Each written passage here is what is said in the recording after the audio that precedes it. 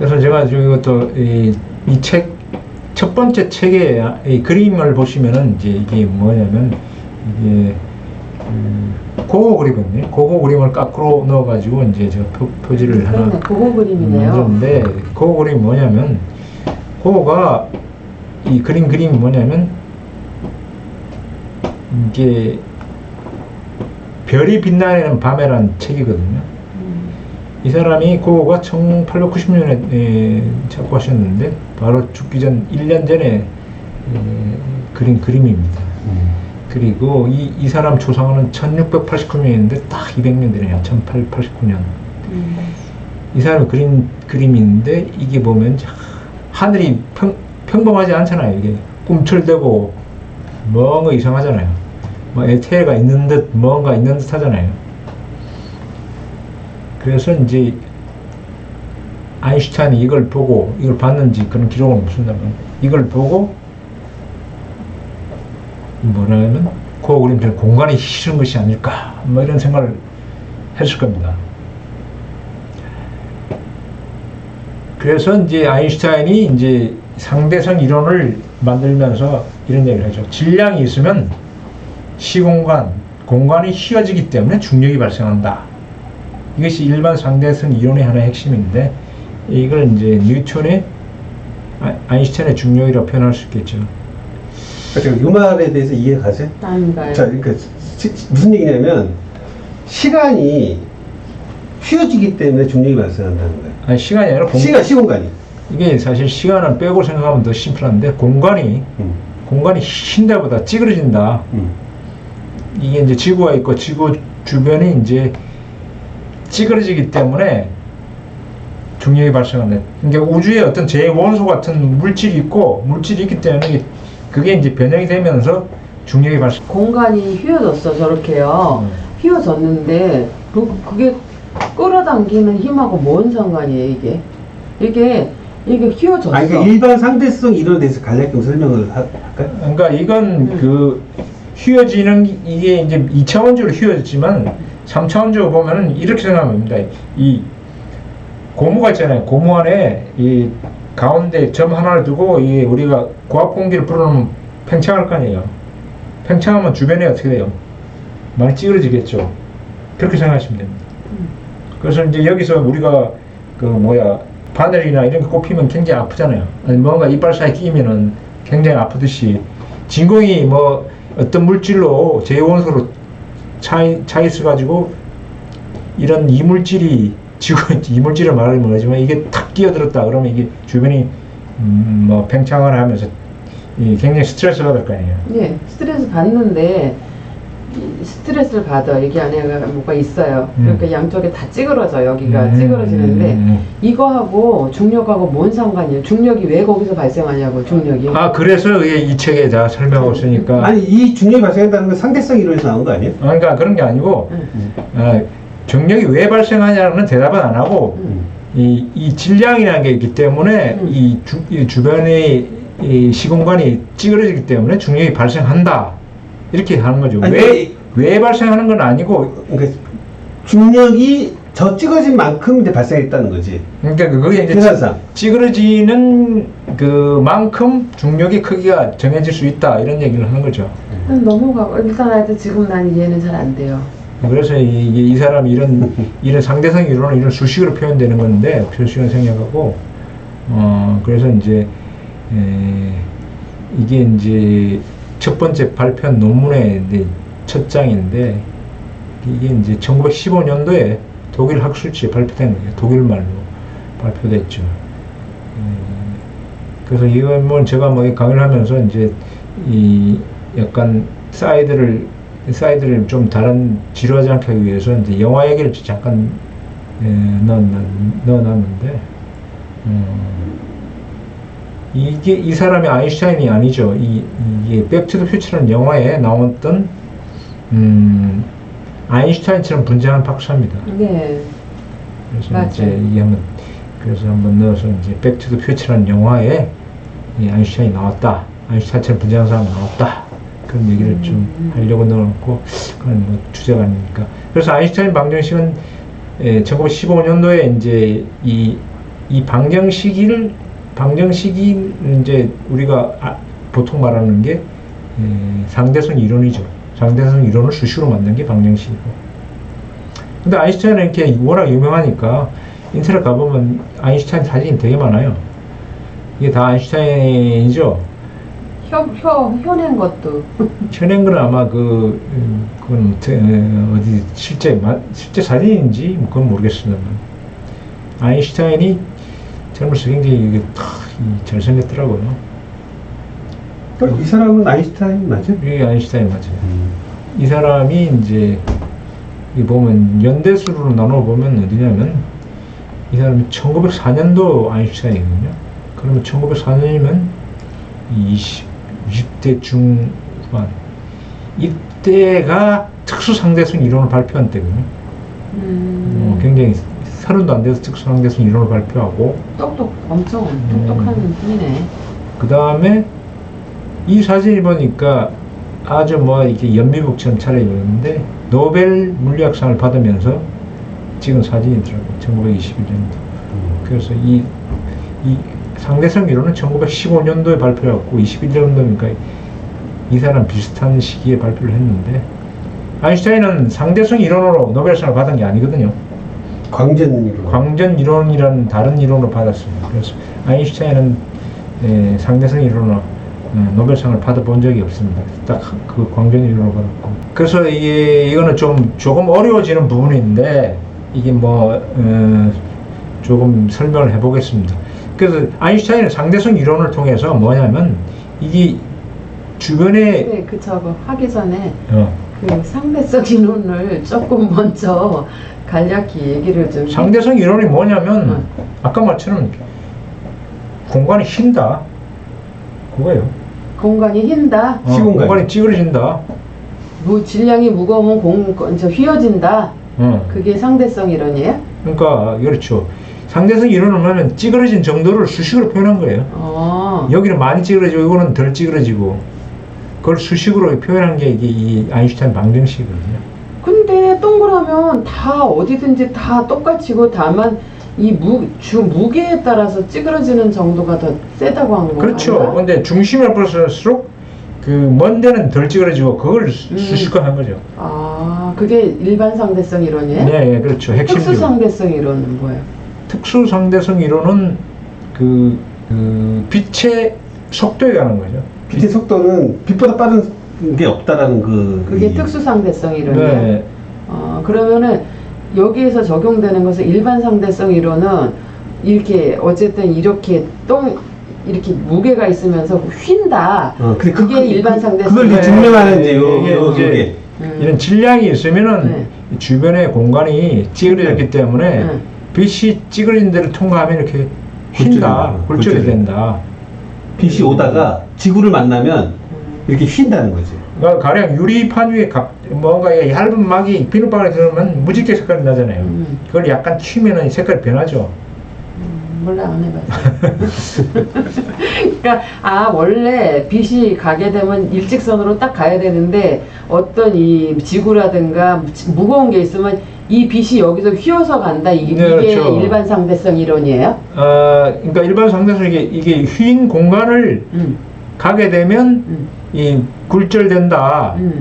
이게 일반 상대성 이론으로 설명할 수 있다. 일반 상대성 이론으로 설명이 된다. 왜 이러냐? 그래서 이제 아인슈타인이 자기 일반 상대성 이론을 발표를 하고 난 다음에 이제 시 공간이 휘기 때문에 빛이 태양과 같은 걸 스쳐 지나게 되면 빛이 휠 거다. 예측을 한 거지 미리 예측을 했죠. 그래서 이제 그런 이야기하고 이제 실제 실험을 한 거지 이게. 실제 예측한 값이 뭐냐면 이렇게 수식으로 표현돼요. 이 태양 질량만큼 비례를 하죠. 그래서 이제 이 사람이 예측한 값이 뭐냐면 얼마큼 힐 거냐. 이게 1도가 아니고 0.0005도입니다. 0.0005도면은 1도에 뭐 1000분의 1, 만분의 1 정도니까 굉장히 측정하기도 힘들겠죠.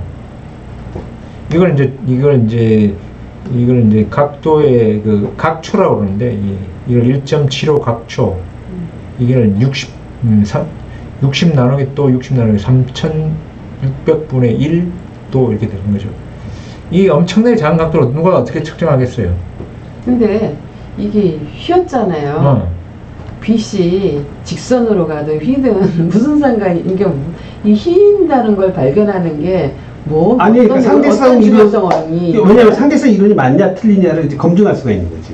그거는 있는데, 상대성이라는데 이게 휘었을 때 어떤 뭐가 우리의 뭐가 문제가 되는 거죠? 상대성 이론은 이제 확인되는 거지. 그러니까 이거는 우리 실생활에는 좀 연관이 없고 그러니까 우주 현상을 보고 해석할 때 상대성 이론이 가장 중요한 이론이고 그 이론이 맞느냐 틀리느냐 하는 검증의 일종의 이제 이런 빛이다. 그러니까 빛이 1초에 얼마에 갔다 이런 걸 하잖아요. 그러면 이렇게 휘면 계산하는 식이 달라지는 건가요? 그러니까 말하자면 이게 이렇게 휘었을 때하고 그것도 되게 적잖아. 각도가, 불절 각도가 엄청 적잖아요. 0.0005라고 했을 때는 거의 차이가 나는지 안 나는지조차도 잘 모를 것 같은데, 이게 뭐 이렇게 이런 게 왜 중요한 거죠? 이게 그래서 근데 이걸 어떻게 측정을 한 사람이 있으니까 이제 이게 나오는 거죠. 근데 이걸 굉장히 작은 각도인데 측정을 했던 사람이 있어요. 이게 에딩턴이라는 사람이 있었고, 그 당시 이제 뉴턴이랑 거의 나이 연배가 비슷해요. 뉴턴이라 아인슈타인이랑 이게 영국 사람이고, 그 다음에 다이슨 이 사람이 있었고, 그다음 또 누가 있냐면 크로멜린, 그 다음에 데이비손, 이 네 사람들이 이제 이 굴절 각도를 측정하고자 했던 사람인데, 이 사람이 어떻게 하냐면 1919년 5월 29일 날 어디로 가냐면, 한 팀은 이제 서아프리카 섬 프린시페라는 데로 가고, 다른 한 사람은 브라질 마을 소브라로 갔어요. 근데 태양 생각해보면 태양에서 빛이 휜다는 걸 측정을 못 하잖아. 워낙 밝아가지고. 그럼 왜 여기 갔느냐 하면, 이게 달이 태양을 가릴 때, 그때 빛을 측정할 수 있거든요. 일식 때. 그래서 일식대를 기다린 거지. 기다려가지고 이때 간 거죠. 그래서 본래 휘지 않는 빛은 항상 밤에 측정할 수 있으니까 각도를 알거든. 그런데 낮에 태양을 스치는 것은 알 수가 없어. 그러면 일식대 가서 측정을 해야 돼요. 그래서 이 왜 두 위치를 가게 됐느냐, 일식이 뭔지 아시죠? 일식이 이제 이 달이 태양을 가려서 이게 달이 태양을 안 보이는 그 상황인데, 왜 갔느냐, 여기가 이제 브라질 소브랄이고 여기가 프린시페 섬이거든요. 이게 이 사람들이, 영국 사람이 런던에 여기 있었으면 제일 가까운 데 일식이 일어나는 루트거든요. 이게 1929년 5월 29일 개개 일식이라는 루트가 이렇게 돼 있어요. 일식이 이제 지나가는, 거기에서 영국에서 가장 가까운 데가 이 두 군데더라고. 그래서 한 팀이 여기 가고 한 팀이 여기 가는 거죠. 그래서 이제 한 팀이 에딩턴이 촬영한 이게 개개일식 사진이거든요. 이게 이제 일식이 되면 이렇게 되고, 그래서 여기서 이제 빛이 오는 걸 이제 관측할 수 있다. 휜다는 걸 관측하고. 그게 어떻게 저거 옆에 그리면서 뭐가 어떻게 휘었다라고, 빛이 어디 있어요, 저기? 빛이 이제 먼 별에서 오는 별빛이죠. 별빛은 이제 이 위치가 어디라는 걸 밤에 측정을 다 알고 있고, 그 다음에 그게 이제 이 태양을 스치면서 지나올 때 다시 낮에 관측한 거죠. 그러니까 저기서 빛이 휜다는 게 어디가 휘었다는 거예요? 어떤 모양이, 어디가 지금 요게 지금 이렇게 휘었다는 거예요? 어디가? 그게 아니라 자, 여기 달이 있잖아. 아니, 봤어요. 달이 막 딱 갔잖아. 그러니까 태양이 지금 가렸잖아. 네. 그러면 그 태양 그 뒤에 있는 멀리 뒤에 오는 빛이 네. 지구까지 올 때 쫙 오는 그 각도가 있잖아. 네. 내가 여기 딱 봤을 때 쫙 저 별까지 거리가 있지. 예. 각도가. 예. 그 다음에 이 거리 보정해서 다시 또 봐. 예. 밤에, 그러면 이제 태양이 왔을 때하고 태양이 있을 때하고 밤의 위치를 알잖아, 내가. 밤에 위치를. 그럼 각도가 이제 그러니까 저걸 보면서 휘었다는 걸 내가 요 자리에서 계산을 하는 거예요. 저걸 보면서 계산을. 내 말은 저 그림이 있는데 저걸 보면 빛이 휘었다는 거를 저 그림을 통해서 안다는 거예요? 아니면 내가 그 과학자가 요 자리에서 계산을 뭘 해갖고 안다는 거예요? 아니 근데 지금 보시면 한번 이게 이제 관측을 하니까 0.0004도다 이렇게 나오고 실제 예측치는 0.0005도다 이렇게 나왔어요. 차이가 뭐 한 80%는 되지만 이게 실제 관측치가 맞느냐 안 맞느냐 논란이 많았는데 나중에 추가로 관측해보니까 이건 거의 맞는 수준이다 이런 식으로 이제 판명이 났는데 이게 이제 얘기 들으면 이게 이제 캠프가 있죠. 네. 캠프에서 이제 이 별이 이제 본래는 여기에 있었는데 이게 이제 이렇게 보면서 이렇게 조금 휘거든요. 그래서 이게 그 별빛을 관찰했고 그러면 우리가 이 별빛을 보면은 이 직선으로 와야 되니까 여기 있는 것처럼 보이는 거예요. 이 별을 보는 거죠. 별을. 밤하늘에 별을 보는데 태양이 있으면은 별을 못 보니까 계기실 때 이 별을 관찰하는 거죠. 이 별 이름이 여기 보면 나와 있는데 지금 허리트에서 잘 모르죠. 그래서 이제 이 멀리 있는 아주 밝은 별을 대상으로 이 별빛을 관찰하는 거죠. 이 태양이 없을 때는 안 보이다가 태양이 없을 때는 어떻게 되냐면 여기서 이렇게 관측되기 때문에 이런데 태양이 있을 때는 이렇게 휘니까 이 차이가 이 휘는 각도가 되는 거죠. 그러니까 원래 태양이 없으면 저 오른쪽 거였는데 본래 태양이 없으면 요건데 왼쪽 건데 이거는 직진해야 되죠. 직진해서 이렇게 와야 되는데 태양이 있기 때문에 이렇게 꼬우러져 온다고요. 그래서 마치 별이 이쪽으로 이동한 것처럼 보이죠. 그러면 이게 각도가 왜 두 군데서 했지? 한 군데만 하면 되지 않나?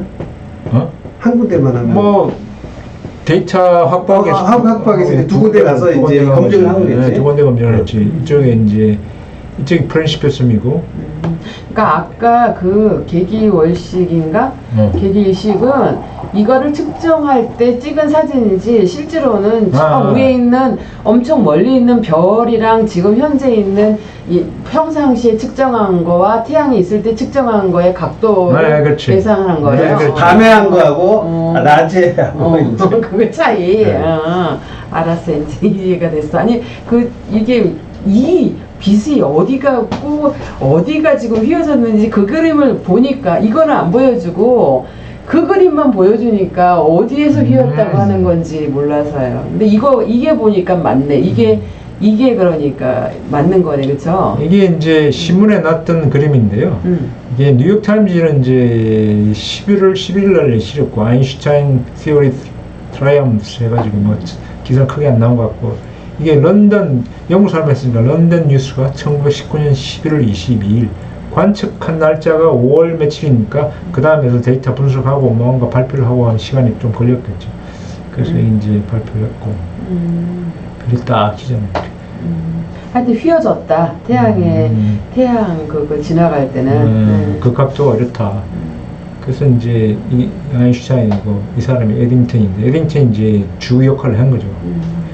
그래서 이 사람들 그렇게 그 결과 발표 나온 다음에 이제 한참 있다지만 영화도 만들었어요. 그 아인슈타인 에딩턴은 영화.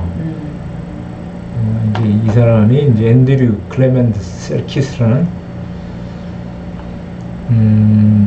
아인슈타인이요. 아인슈타인인데 이게 아일랜드 배우인가 말 거야.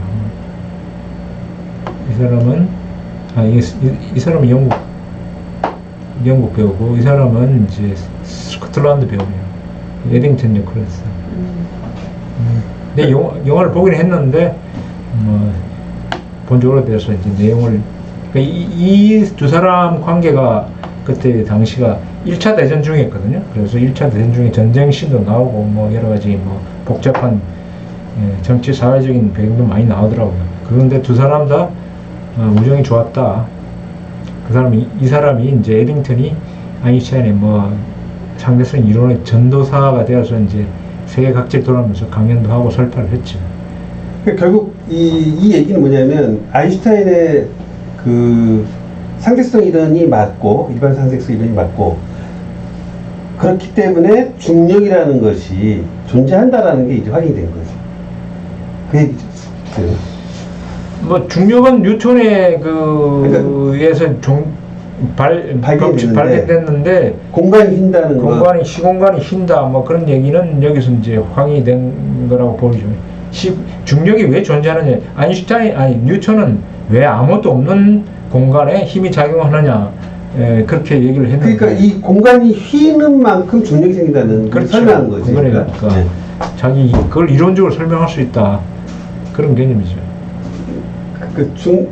그러면 이제 공간이 휜다는 얘기는 휘는 쪽으로 우리가 빨리 들어간다는 얘기가? 공간이 휘면은 이제 공간이 많이 뭐 사실 휜다보다 찌그러졌다. 그 역학적으로 설명하면 그 응력이 아니면 변형이 많이 심하다. 그러니까 두 물체가 있어. 그러면 이 물체는 서로 이 찌그러진 쪽으로 서로 지금 찌그러진 쪽으로 이렇게 가까이 간다는 거 아니에요? 지금? 그렇죠. 찌그러지면 찌그러진 쪽으로 빠져 들어가는 거지 서로. 많이 찌그러지면 찌그러질수록 더 빨리 들어가고 덜 찌그러지면은 덜 빨리 마치 들어가고. 홀에 양쪽에 이제 구멍에 빠지듯이 둘이 큰 이런 쪽 만약 여기 얘도 찌그러져 있고 얘도 찌그러져 있으니까 안쪽으로 이렇게 해서 붙는다는 얘기지. 그렇죠. 안 붙잖아요. 붙잖아. 뭐 붙어요? 운석이 떨어지잖아요. 무서워 그런데. 사람은 또 높은 데서 뛰어내리면 우주를 지나가다가 지구 뭐 아까처럼 당긴 힘이 강하면은 우리 운석이 막 떨어지잖아요. 운석이 떨어지지 않을 정도로 원심력이 빠른 해성은 그냥 지나가는데.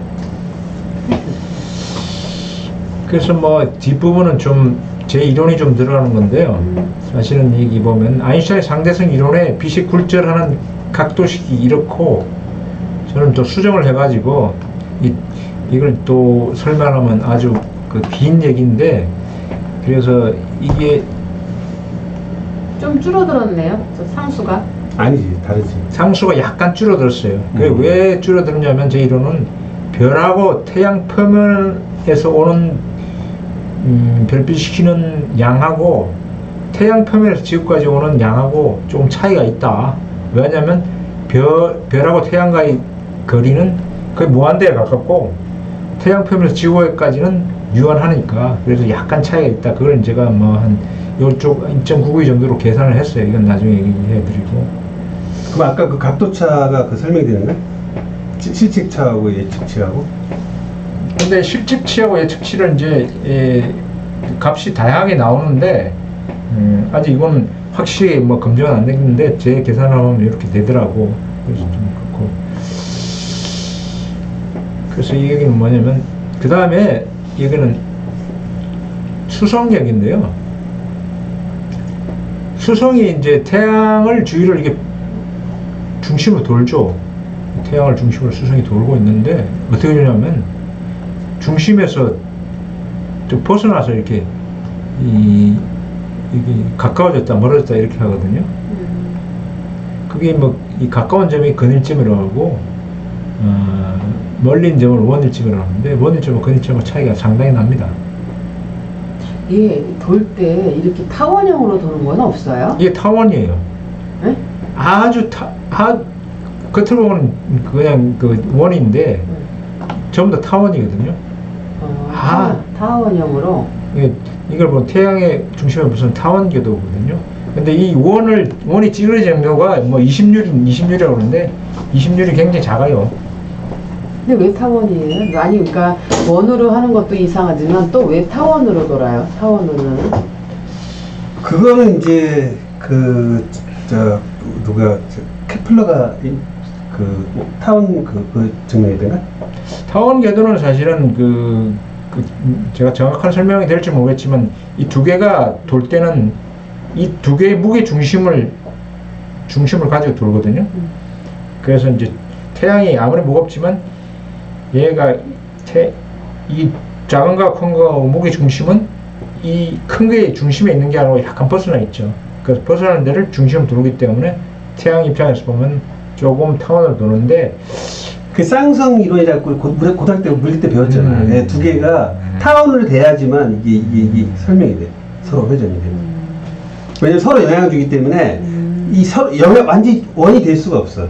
딱 그 타원 운동으로만 그 계산이 딱 나오더라고. 오히려? 근데 수성은 뭐 사실 그런 얘기가 제가 아직 자료를 확실히 못 찾아봤는데 다른 행성에 비해서 굉장히 이 중심에서 왔다 갔다 하는 게 굉장히 폭이 크거든요.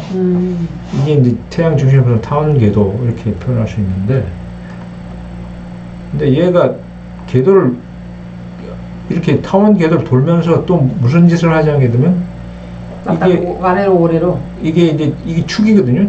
축이 계속 전진을 해요. 이 축이 계속 전진을 하는데 이게 축이 가만히 있는 게 아니고 축이 이게 움직이는 거거든요. 이게 축이 움직이는 걸 뭐냐면 이 세차 운동이라고 하거든요. 이 보면 축이 움직이잖아요. 축이 움직이는 것을 세차 운동이라고 해요. 축이 움직여 다시 원위치를 하는 거야? 아니면 움직였다? 지구는 안 움직이죠. 지구도 움직여요. 지구는 아주 미미한데 이게 이제 태양을 수성이 이렇게 움직이는데 원위치는 안 들어오죠. 이렇게 계속 전진을 하게 돼요. 계속 전진을 하게 되는데 예를 우리 북극점이 계속 바뀐다는 거 아니야? 그거하고는 이거는 조금 뭐 다른 얘기 같은데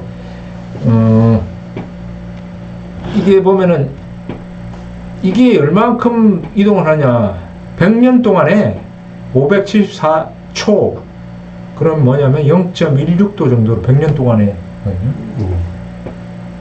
100년 동안에 뭐가 0.16초? 축이? 축이 이렇게 전진하면서 이 각도가 100년 동안에 0.16도만큼 100년도 1년도 아니고 100년 동안 하니까 여기는 안 보이네. 100년 동안 0.16도 정도로 오죠. 그래서 한 주기 수성은 태양 주기를 한 88일간 돌죠. 우리 지구는 365일 도는데 88일인데 약 300km 이동한다고 계산이 되거든요. 뭐가 300km가 뭐예요? 하루 움직이는 게? 1년 동안 1년 동안 한 주기 동안 이 한 바퀴 돌고 그 다음에 플러스 300km를 더 이동한다. 근데 지구는 이렇다며요. 동글동글 돌면서 이렇게 돌면서 막 그 태양 주위를 돈다며요. 그렇지, 자전하니까. 자전도 얘는 안 해요? 이것도 자전하죠. 얘도 자전해. 자기 스스로도 돌면서 이렇게 88일 동안 한 바퀴를 태양 주위를 네, 그렇죠. 뿅 돈다는 거야. 네. 도는데 타원형으로 돌린다. 근데 여기 아래 위로 한 건 뭐예요, 저건? 이렇게 막 이렇게 한 번은 이렇게 돌고 한 번은 밑으로 돌고 막 이래요? 아니 타원형은 도는데 이렇게 한 번은 이렇게 갔다가 그 다음에 여기가 이제 다시 그 다음에는 이렇게 도는 거지. 이렇게. 어떻게? 도는 게 도는 그 궤도가 이렇게 달라진다는 거죠. 이렇게 지금 4개 그려져 있잖아요. 4개 그려져 있는데 88일 동안은 밑에 거 그 88일 위에 이런 게 아니고 이거는 이제 그림을 내가 이제 동영상을 보는데 이렇게 돌다가 한 바퀴 돌고 와서 한 바퀴 돌면은 그 89일째는 그 두 번째 거를 두 번째를 돌고 그 다음에 세 번째 돌고 88일마다 바뀐다는 거지. 그러니까 그 다음번에 저 위로 올라갔다 또 밑으로 내려가 맨 밑으로 내려가. 계속 이런 식으로 전진을 한다는 거죠. 이게 이제 그게 100년 동안 0.16도라는 거 아니에요? 계속 전진을 하는 거죠. 그래서 이제 이걸 가만히 있어봐 어디야 위키피디아 찾아보면 이게 동영상이 나오는데 그거 보면 확실히 이해됩니다. 이게 이제 지구가 여기 있고 아니 태양이 있고 수성이 이렇게 도는데 이렇게 돌고 이렇게 돌면서 이렇게 도는 거죠. 이렇게 계속 도는 게 아니고 조금씩 전진하면서 축이 바뀐다 이거죠. 축이 이런 식으로 바뀌는 거죠. 그러니까 그 타원의 그 축이 바뀐다는 거지. 태양하고 가장 가까운 점의 위치가. 그러니까 태양이 축이잖아요. 축이 계속 가까운 전진을 하는 거지. 제일 가까운 데를 축이라고 했을 때 태양과 수성에 그러니까 이게 수성과 태양을 연결하는 직선 이게 축이라고 보면 계속 전진하는 거예요. 이게 후퇴는 안 해요. 계속 전진을 하는데 그게 이제 100년 동안은 여기서 크게 보이지만 그게 이제 100년 과장해서 그린 거죠. 그래서 왜 이렇게 일어나냐? 그게 이제 뉴턴의 중력 법칙으로 이제 해석이 가능한데 그걸 계산을 해보니까 차이가 좀 있어요. 그래서 이게 그걸 차이를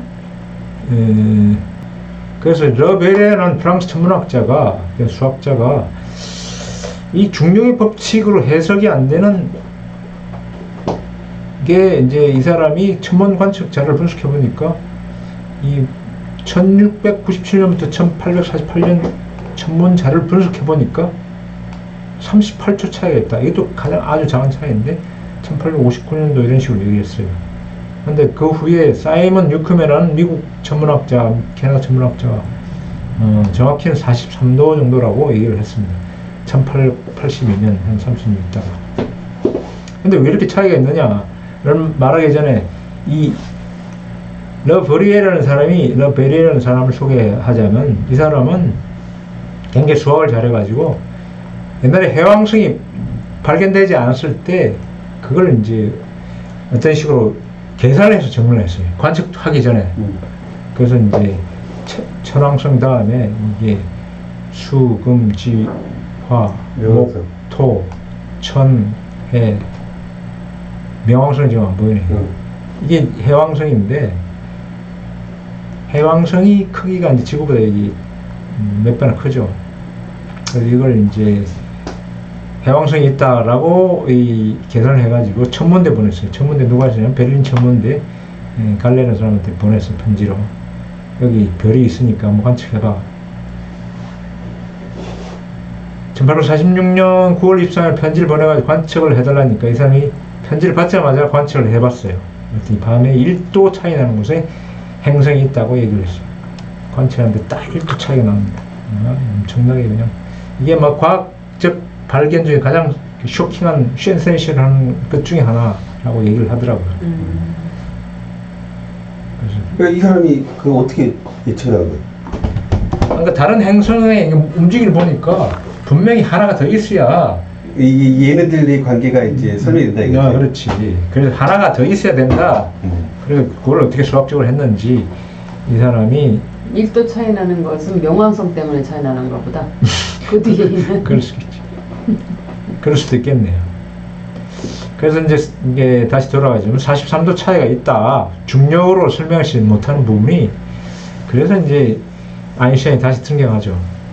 아인슈타인이 상대성 이론을 계산해 보니까 43도 정확하게는 42.9799도 차이가 난다. 그래서 이걸 계산을 했어요. 그래서 이제 이 계산을 논문을 썼죠. 상당히 긴 논문인데, 꽤나 긴 논문인데, 이 사람이 그 차이를 뭐 이런 식으로 수식으로 표현했어요. 뭐 수식을 뭐 여기서 설명하기는 뭐 하고, 이렇게 설명을 자기 상대성 이론을 통해서 이렇게 유도가 된다. 제가 이 논문을 보니까 이해를 못 하겠더라고요. 제가 하도 어렵게 써가지고. 그래서 이제 이게 43도 차이가 왜 나느냐. 그래서 아인슈타인의 시공간 왜곡 때문이다. 이게 아인슈타인 주장이죠. 그래서 43도 정도 차이가 보완을 할 수 있다. 그런데 지금 예측치, 그래서 다 합쳐서 예측해 보니까 575초고 관측치는 574초다. 거의 이제 정확히 맞히긴 했네. 그래서 1.21초 차이가 아직도 있다. 그게 이제 우리 김 박사 얘기? 그래서 제가 한번 왜 차이가 있을까 하고 그 수식을 뭐 여러 가지 이론을 통해서 진공 매질의 왜곡이다 이런 걸 통하고 움직임을 통해서도 왜곡이 나타난다. 그걸 통해서 이제 제가 계산을 하고 적용을 하고 해봤어요. 근데 이걸 여기서 자세히 설명하기는 워낙 또 긴 부분이니까 그래서 제가 한 그 결과만 말씀드리면 제 새로운 이론으로 41.76도가 되고 그래서 예측치와 관측치가 0.0067도 밖에 차이가 안 나더라. 뭐 그런 식으로 해가지고 저 나름대로 이론도 괜찮다. 뭐 그런 얘기를 한 거죠. 뭐라는 거예요? 선생님의 그 한마디로 선생님의 발견은 뭐라는 거? 진공매질이 뭐예요? 진공이 그냥 고체라고 생각하면 됩니다. 고체 안에 모든 게 이 움직임이고, 그러니까 말하자면 우리가 텔레비 볼 때 동영 움직이잖아요. 그게 움직이는 게 뭐냐면 무슨 화소가 불이 들어왔다 껐다 하잖아요. 이게 이런 우주 현상들이 2차원 스크린에 나타나는 게 아니라 3차원 스크린이라고 생각하면 되죠. 그러니까 모든 질량이 그 점에서 이 진동을 하면서 하나의 그 겉으로 보기에는 하나의 그 동영상처럼 움직이는 거죠. 진공 매질 안에 모든 물질, 우리도 그 안에서 이제 모든 점점이 박혀서 뭔지는 모르지만 뭐라고 명명할지는 모르지만 진공 안에 뭔가 물질이 가득 차 있다. 그냥 그렇게 차 있죠. 그거는 근데 무게도 없고 아무것도 없는 거네. 거기. 무게는 그게 이제 질량이 엄청나다고 양자역학에서 말하고 있어요. 그게 고체라서 질량이 10의 뭐 94승 킬로그램 per 큐빅 센티미터 정도의 굉장히 큰 질량이라고 얘기를 하고 있거든요. 근데 우리는 느끼지는 못하는 거예요. 우리는 뭐 그냥 손이 뭐 그거는 중력을 발생시키는 질량이 아니고 우리가 그 안에 들어있고 그 안에서 모든 에너지 활동, 움직임 이런 것들이 이루어지기 때문에 그 움직임 사이에 관계가 이제 중력으로 나타나고 다른 어떤 전자기적인 자석이나 이런 힘이 나타나고. 그건 이제 다음번 이제 세션에서 하는 걸로 하고. 어려워요. 그럼 오늘 그 상대성 이론이 나왔으니까 하나만 더 얘기를 하시죠. 그러니까 우리가 이제 시간 아인슈타인 이론 때문에 시간을 뭐 거꾸로 간다는 운동, 뭐 시간이 뭐 늦게 간다는 이런 얘기를 하잖아요. 네. 그래서 예를 들면 시공간이 휘니까 인터스텔라에서 보게 되면은 그 우주인이 그 무거운 그 별에 가고 있었더니, 예? 그랬더니 이제 거기 무거운데 갔던 사람이 젊은 사람이 딱 돌아서 지구에 다시 와 보니까 같이 옛날에 같은 자기 아들인가 그러니까 할아버지가 돼 있고 자기는 젊은 상태가 돼 있는 그런 게 있었잖아요. 그 영화에. 예, 그렇죠. 그 얘기는 뭐냐면 엄청나게 큰 질량에 가다 보니까 그 블랙홀 같은데 그러니까 이게 시간이 거기는 안 흐르는 거지. 그래서 지구는 시간이 막 흘렀어. 그래서 이게 나이가 이제 역전이 됐다는 그런 얘기인데 그거는 사실은 제 뭐 이런 식으로 보면 이게 좀 불가능한 얘기였고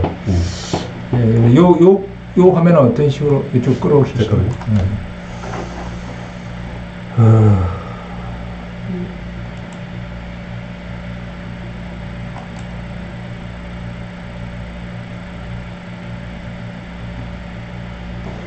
근데 그 진공 매질이 너무 무거울 것 있을 수는 있는데 너무 무거울 것 같지는 않아요. 그렇지 않나? 무겁다고 상정하면 어떻게 우리 너무 자유롭게 움직이는데. 무거운 게 아니고 무겁다는 것은 중력이라는 개념이고 우리가 에너지? 얼음 안에 갇혀 있는데 그 얼음에서 갇혀서 움직이는 게 아니고 얼음의 포인트마다 LED 스크린처럼 빛이 들어왔다 나갔다 빛이 들어왔다 나가면서 이 동영상을 만드는 데잖아요. 그 3차원적으로 동영상을 만드는 거예요. 그래서 이제 그 점점이 모여서 하나의 그 물체 형상을 만들려고 그게 이제 주변에 이게 움직이면서 주변에 이제 얼음 덩어리 내지는 고체 덩어리를 찌그러뜨려 왜곡시키기 때문에 또 그 사이에 힘이 발생하고 그러니까 에너지가 찌그러진 데를 빨리 움직이고 안 찌그러면 늦게 움직이고 뭐 그런 개념이죠. 결국은 그 인도는